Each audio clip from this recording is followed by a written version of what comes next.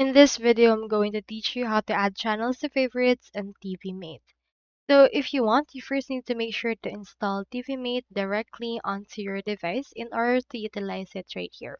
I have in here this article that can help us. You can download it using the downloader by AFTV News and adding the link for that as well.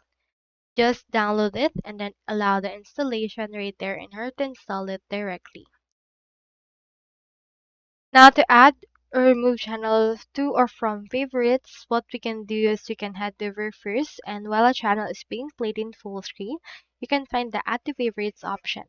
So it's as easy as that. You can just head over and play the channel and click on this add to favorite option. Now if you want to remove it, it will be changed to the remove option, so make sure to click on this remove. Once you have added it on your favorites, you can go over to your TiviMate by going to the TV and clicking on the favorites, and you can find all the favorites that you have for that. And you can see all the channels for that as well. So that's all there is today, and I hope this video helped you out.